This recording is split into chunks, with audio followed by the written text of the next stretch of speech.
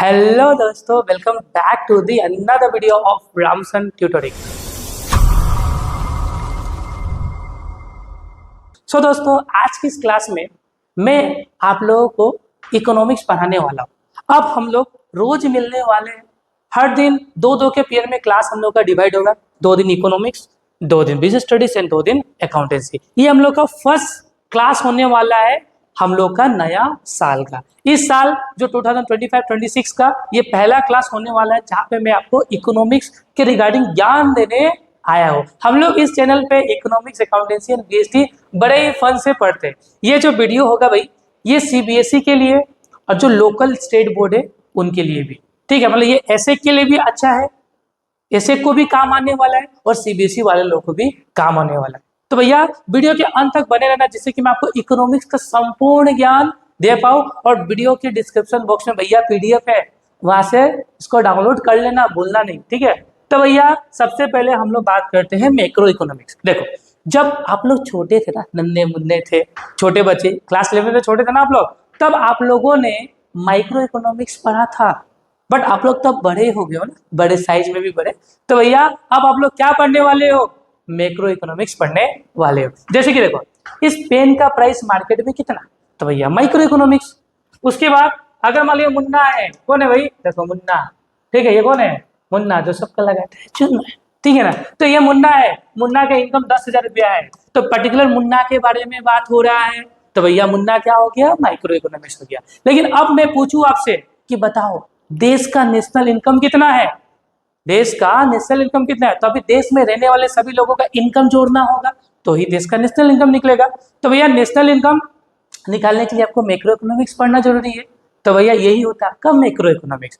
देश का इन्फ्लेशन, मतलब इन्फ्लेशन रेट बताओ, तो भैया इन्फ्लेशन रेट कैसे पता नहीं चलेगा, उसके लिए आपको पूरा स्टडी करना होगा, ठीक है। जनरल प्राइस लेवल के बारे में, तो भैया मैक्रो इकोनॉमिक्स। अनएम्प्लॉयमेंट रेट कितना है, ठीक है, तो भी आपको क्या करना होगा? मैक्रो इकोनॉमिक्स पढ़ना होगा। तो मतलब बेसिकली मैक्रो इकोनॉमिक्स का मतलब क्या है सर, बता दीजिए ना।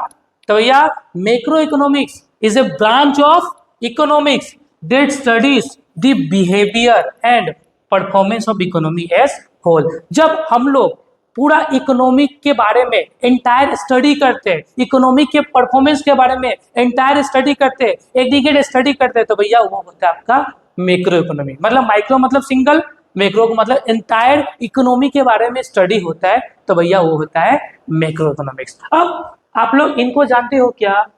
अब आप लोग इनको जानते हो क्या? ये कौन है भैया? यही वही चचा है जिन्होंने मैक्रो इकोनॉमिक्स को लाया है। इनका नाम है जेएम कीन्स। इन्हीं को ही ना फादर ऑफ मैक्रो इकोनॉमिक्स कहा जाता है। जैसे कि हमारे एडम स्मिथ चाचा थे ना, जिन्होंने माइक्रो इकोनॉमिक्स को लाया था, मतलब इकोनॉमिक्स के फादर उनको कहा जाता है, उसी तरह इनको भी मैक्रो इकोनॉमिक्स का फादर कहा जाता है। अब नेक्स्ट हम लोग बात करेंगे। देखो, जेम्स कीन्स का फुल फॉर्म क्या भाई? जॉन मेनार्ड कीन्स, याद रखना आप लोग। फिर नेक्स्ट हम लोग टॉपिक आगे बढ़ेंगे, लेकिन difference between macro and micro. तो क्या है भैया मैक्रो एंड माइक्रो में डिफरेंस? तो देखो, पहला बात, ये जो माइक्रो वर्ड है ना, माइक्रो इकोनॉमिक्स वर्ड, ये कहाँ से है? The term is derive from the Greek word mikros. मतलब माइक्रो इकोनॉमिक्स आया है आपका ग्रीक वर्ड माइक्रोस से। इसका मतलब होता है भैया स्मॉल, छोटू सा, आप लोग हाँ। फिर the term is derive from the Greek word macros which means large. मतलब मैक्रो इकोनॉमिक्स कहाँ से आपका?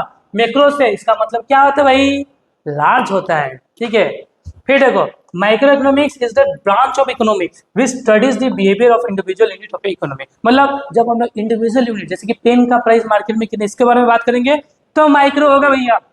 Macro economics is a branch of economic that studies the behaviour and performance of economy as whole. जब पूरा entire economy के performance के बारे में स्टडी करेंगे, बिहेवियर के बारे में स्टडी करेंगे, तो भैया ये क्या कहलाता है हम लोग का?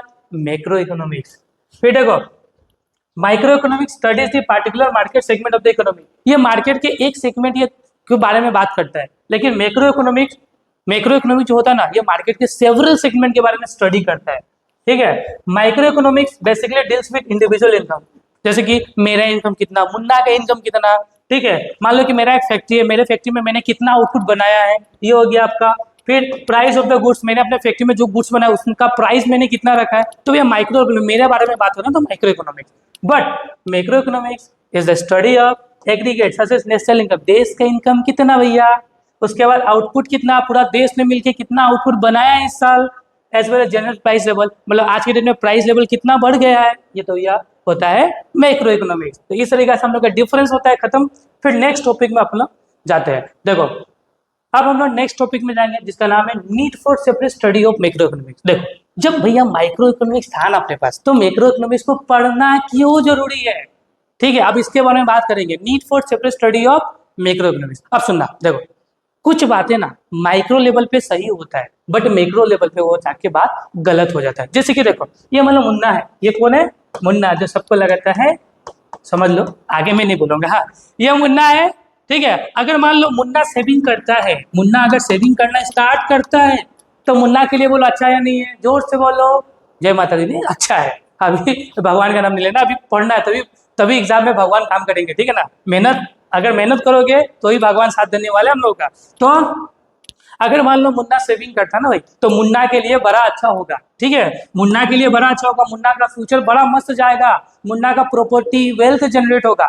बट मुन्ना से इंस्पायर होके इसका फ्रेंड चुन्ना, भाई चुन्ना नहीं है, जो मुन्ना से इंस्पायर होके इसका फ्रेंड हरी, मान लो मैं, इसका मुन्ना का रिलेटिव, सब कोई सेविंग करना स्टार्ट कर दे, तो भैया इससे क्या होगा, इससे भाई क्या होगा पता है, जो एग्रीगेट डिमांड है ना, पहले जो मुन्ना का फ्रेंड हरी ने और साथ ही मुन्ना के जो रिलेटिव गुड्स एंड सर्विसेज खरीद रहे थे, अब वो गुड्स एंड सर्विसेज खरीदना कम कर देंगे। इससे क्या होगा मेरे भाई, एग्रीगेट डिमांड फॉल हो जाएगा। जब एग्रीगेट डिमांड फॉल होगा तो गोडाउन में पड़ा हुआ स्टॉक और डे बाय डे बढ़ते जाएगा, ठीक है। और जो मैन्युफैक्चरर होंगे वो अब फर्दर सामान बनाएंगे नहीं, इन्वेस्टमेंट करेंगे नहीं बिजनेस में, क्योंकि लोग खरीदेंगे तो ही ना इन्वेस्टमेंट होगा। इसी तरीके से क्या होगा, जब आपका इन्वेस्टमेंट नहीं होगा तो क्या होगा, स्टॉक बढ़ेगा, जो पहले के स्टॉक था वो बढ़ना स्टार्ट होगा, फिर आउटपुट बनना बंद हो जाएगा, नेक्स्ट आउटपुट नया स्टॉक बनना बंद हो जाएगा। पहला स्टॉक जमा है तो नया आउटपुट बनेगा ही नहीं, आउटपुट बनना बंद हो जाएगा। फिर आउटपुट जो बना रहे होंगे लेबर, वो अनएम्प्लॉयड, उनको निकाला जाएगा, उनका इनकम खत्म हो जाएगा। इस तरीके से पूरा देश का अर्थव्यवस्था क्या हो जाएगा, हिल जाएगा। तो ये हम लोग माइक्रो लेवल में स्टडी नहीं कर पाते हैं, ये बात हम लोग मैक्रो लेवल में ही जान पाएंगे। इसी के लिए हमको मैक्रो इकोनॉमिक्स भैया क्या करना जरूरी है, पढ़ना जरूरी है, ठीक है। यहाँ पे समझो, what is true at the micro level may not be true eight A macro level. सही बात है, कुछ बातें माइक्रो में सही होते हैं बट मैक्रो में गलत हो जाता है। For example, saving is a virtue, saving करना चाहिए सभी को, at the level of individual income as it increase the future prosperity of the individual. अगर कोई इंडिविजुअल सेविंग करता है उसका फ्यूचर प्रोस्पेरिटी बढ़ जाता है, बट ये सोशल वाइज है, सोसाइटी के अगेंस्ट है। क्यों? बिकॉज इफ ऑल, क्या लिखा है मेरा वर्ड देखो, because if all the house hold, house hold का मतलब कौन होता है, हम लोग, आप लोग, कौन है हाउस होल्ड, हम लोग कौन है, इंडिविजुअल, जो भी हो इंसान हाउस होल्ड ही होता है।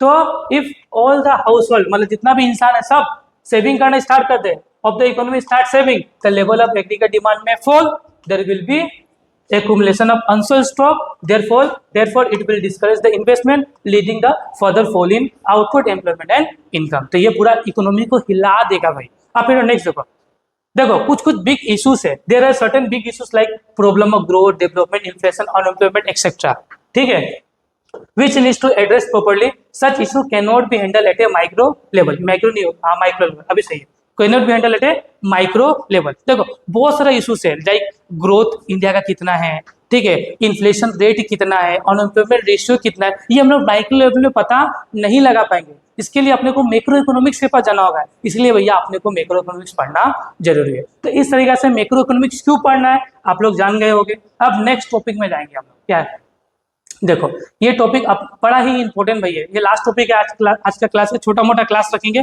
फिर नेक्स्ट हम लोग फोड़ने तोड़ने वाले हैं, कल फिर इकोनॉमिक्स में लेके आऊंगा आप लोगों के लिए, ठीक है ना। चलो, from the macro point of view economy is often divided into 4 sector. देखो भैया मैक्रो पॉइंट ऑफ व्यू के हिसाब से ना इकोनॉमी को 4 सेक्टर में डिवाइड किया गया है। अब वो कौन कौन, देखो इकोनॉमी को कितना सेक्टर में, सेक्टर कितना भाई, 4 सेक्टर। पहला सेक्टर कौन है, हाउस होल्ड, हाउस होल्ड बोले तो हम लोग, कौन, इंसान, हम लोग, हाउस होल्ड। फिर नेक्स्ट क्या आपका, फॉर्म, फॉर्म को हम लोग प्रोड्यूसिंग सेक्टर या प्रोडक्शन सेक्टर बोल सकते हैं, ठीक है। फिर नेक्स्ट क्या आपका गवर्नमेंट, एंड थर्ड क्या आपका एक्सटर्नल बोले तो फॉरेन सेक्टर। ये 4 सेक्टर डिवाइड किया। देखो from the macro point of view से इकोनॉमी को कितना सेक्टर में डिवाइड किया गया, 1 2 3 4 सेक्टर में। बट अपने सिलेबस में दो ही सेक्टर पढ़ना है अपने को। कौन कौन सा?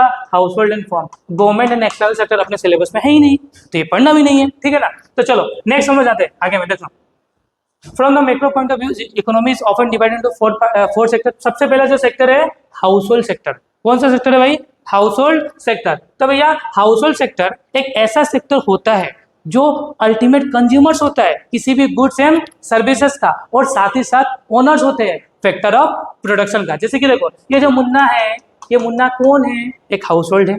कौन है भाई? एक हाउस होल्ड है। मुन्ना जो भी आज के डेट में कोई भी कंपनी सामान बनाता है, कोई भी मैन्युफैक्चरिंग यूनिट सामान बनाता है, ये मुन्ना कंज्यूम करता है नहीं करता? मान लो मैगी बनाने वाला कंपनी है, तो मैगी बनाने वाला कंपनी से मैगी खरीद के कौन खाता है भाई? मुन्ना। तो मुन्ना क्या है? कंज्यूमर्स हुआ, अल्टीमेट कंज्यूमर्स हुआ किसी भी गुड्स एंड सर्विसेज का। जो भी आज के दिन में मैं पढ़ा रहा हूँ, तो मुन्ना मान लो मुन्ना हमसे ट्यूशन पढ़ रहा है, तो मुन्ना मुझसे सर्विस ले रहा है नहीं ले रहा, तो ये कंज्यूमर हुआ किसी भी गुड्स एंड सर्विसेज का। और साथ ही साथ मुन्ना ओनर भी है किसका? फैक्टर ऑफ प्रोडक्शन का। अब बोलो तो फैक्टर ऑफ प्रोडक्शन नया चिड़िया का वर्ड आया? उल्टा मैंने बोल दिया, ये कोई नया वर्ड तो नहीं है, नया चिड़िया तो नहीं है, ये तो मैंने हम लोगों ने फर्स्ट ईयर में भी पढ़ा था, इकोनॉमिक्स से पढ़ा था। जैसे कि फैक्टर प्रोडक्शन क्या होता है? Land, labour, capital and entrepreneurship या ऑर्गेनाइजेशन बोल सकती हो, ठीक है। तो फोर फैक्टर ऑफ प्रोडक्शन होता है। ये जो मुन्ना है, मुन्ना का खुद का लैंड हो सकता है नहीं हो सकता है? तो भैया हाँ लैंड हो सकता है। मुन्ना क्या किसी कंपनी में पैसा इन्वेस्ट कर सकता है? हाँ कर सकता है। मुन्ना किसी का कंपनी का मालिक बन सकता है? यस मालिक बन सकता है। मुन्ना किसी कंपनी में जाकर काम कर सकता है? यस काम कर सकता है। तो हाउस होल्ड कौन है भाई? कंज्यूमर से। क्या है? कंज्यूमर से किसी भी गुड्स एंड सर्विसेज के, और साथ साथ कौन है? ओनर से किसके? फैक्टर ऑफ प्रोडक्शन के। तो ये भैया होता है हम लोग का हाउस होल्ड सेक्टर। तो household sector including the consumers of goods and services and household are also owners of the factor of production, ठीक है। फिर नेक्स्ट हम लोग का प्रोड्यूसरिंग सेक्टर बोल रही है भैया, फार्म बोलो। क्या बोलो? फार्म बोलो। अब ये कौन है भाई? ये कौन सा चिड़िया का नाम है? देख लो। तो प्रोड्यूसरिंग सेक्टर इंक्लूडिंग द दोस्त engage in the production activity, मतलब ऐसा सेक्टर जो आपका प्रोडक्शन एक्टिविटी में लगा हो, प्रोडक्शन एक्टिविटी में एंगेज हो, तो भैया ऐसा सेक्टर क्या कहलाता है आपका? प्रोड्यूसरिंग या फॉर्म सेक्टर। मतलब ये बेसिकली ये जो सेक्टर होता है ना, ये गुड्स एंड सर्विसेज बनाता है किसके हेल्प से? फैक्टर ऑफ प्रोडक्शन के हेल्प से, जैसे कि लैंड, लेबर, कैपिटल के हेल्प से ये कंपनी या फॉर्म क्या करता है? गुड्स एंड सर्विसेज को बनाता है, production and goods and services को बनाता है और मार्केट में बेचता है। मतलब बेसिकली ये सेक्टर क्या करता है? गुड्स एंड सर्विसेज बनाता है और हाउस होल्ड को चिपकाता है और हम लोग खरीदते हैं, ठीक है। तो ये सेक्टर हो गया आपका प्रोड्यूसरिंग हाउस होल्ड सेक्टर। फिर नेक्स्ट सेक्टर होता है आपका क्या?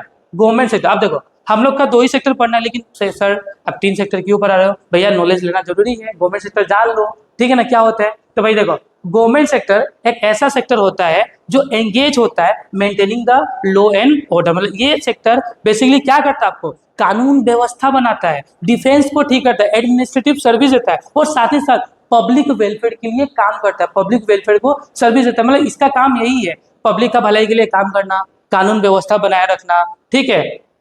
और साथ ही साथ जो गवर्नमेंट सेक्टर्स होता है ना भाई आपका, वो प्रोडक्शन एक्टिविटी में भी एंगेज होता है। जैसे कि गवर्नमेंट का बहुत सारा कंपनी है, जैसे आपका भारत पेट्रोलियम में जो आपका गैस वगैरह बनाते हैं ना, तो ये बहुत सारा कंपनीज भी आपका जो ऑयल एंड नेचुरल गैसेस में डील करते हैं ना, तो वो भी आपका प्रोडक्शन सेक्टर ही है। तो भैया ये प्रोडक्शन एक्टिविटी में भी एंगेज होता है, ठीक है। देखो यहाँ पे लिखा हुआ है ना, it also act as a producer of the goods and services in the public sector enterprises, याद रखना। फिर नेक्स्ट सेक्टर कौन सा है? External sector. देखो जो भैया अपना एक्सटर्नल सेक्टर हुआ ना भाई, देखो समझना जो आपका एक्सटर्नल सेक्टर हुआ ना भाई, एक्सटर्नल सेक्टर का rest of the world sector भी बोलते हैं और साथ ही साथ फॉरेन सेक्टर भी बोलते हैं। क्या sector? Foreign sector and rest of the world sector भी बोलते हैं। बेसिकली ये सेक्टर क्या है आपका? तो ये सेक्टर एक ऐसा सेक्टर होता है जो एंगेज होता है इंपोर्ट एंड एक्सपोर्ट में। अब देखो इंपोर्ट का मतलब क्या होता है? जब हम लोग देश के बाहर से, इंडिया के बाहर से कोई सामान मंगाएंगे तो भैया इंपोर्ट होता है, और हम लोग देश का बना हुआ सामान इंडिया के बाहर बेचेंगे तो वो एक्सपोर्ट होता है। मतलब ऐसा सेक्टर जो इंपोर्ट एंड एक्सपोर्ट में लगा हो, उसे सेक्टर को हम लोग क्या बोलते हैं भैया? एक्सटर्नल या फॉरेन सेक्टर। देखो क्या लिखा हुआ है, this sector engage in the export and import of goods, यहाँ पे लगा दो, goods and services and the flow of capital between the domestic economy and the other countries of the world. मतलब ये फ्लो ऑफ कैपिटल, जैसे कि हमारे country से पैसा बाहर में जाता है, बाहर से हम लोग का इधर में आता है पैसा, तो इस तरीके से फ्लो ऑफ कैपिटल बनाता है, ठीक है। तो ये आपका होता है फॉरेन सेक्टर। इस तरीके से हम लोग का इंट्रोडक्शन हो गया, पार्ट खत्म। अब हम लोग नेक्स्ट कल मिलेंगे और कल पढ़ेंगे साइकिल ऑफ इनकम या सर्कुलर फ्लो ऑफ इनकम। हम लोग स्टेप बाय स्टेप जाने वाले हैं। देखो बुक में आपका चैप्टर्स अलग अलग हो सकता है, तो डरना नहीं है, टॉपिक सब मैच होगा, मेरा पढ़ाने का तरीका अलग होगा, मेरा नोट्स अलग होगा, आप लोगों का नोट्स अलग होगा, तो इसमें टेंशन लेने की कोई दिक्कत नहीं है। हम लोग मिल के पढ़ेंगे। अगर आप लोगों को आज का क्लास के रिगार्डिंग कुछ भी डाउट हो तो भैया मेरा व्हाट्सअप नंबर 8721936462, यहाँ पे आप लोग मुझसे जुड़ सकते हो, मुझसे डाउट्स पूछ सकते हो। ठीक है, डिस्क्रिप्शन बॉक्स में अगर डाउट पूछोगे तो मे बी मैं रिप्लाई नहीं भी कर पाऊँ, लेकिन अगर व्हाट्सएप में डाउट पूछोगे तो मे बी रिप्लाई मैं कर दूँ, मे बी नहीं भाई, मैं रिप्लाई करूंगा। ठीक है, और जरूरत लगा तो मैं आपको कॉल भी करूंगा सामने से, और टॉपिक को मैं पूरा का पूरा अंडरस्टैंड करा दूंगा। ठीक है, और अगर आप लोगों को कुछ भी डाउट है तो आप व्हाट्सअप कर सकते हो, और आप चैनल पे नए हो तो भैया सब्सक्राइब करके जाना, और दोस्तों के साथ शेयर करना। जल्दी से जल्दी हम लोग का 1000 सब्सक्राइब कराने में भैया हेल्प कर दो। ठीक है, बहुत दिन से मेहनत चल रहा है, तो 1000 कराने में हम लोग को हेल्प कर दो, अपने दोस्तों के साथ शेयर करो, और डिस्क्रिप्शन के बॉक्स में मैंने PDF दे दिया हुआ है इसका, वहां से डाउनलोड करना। मिलते हैं हमारे नेक्स्ट वीडियो में।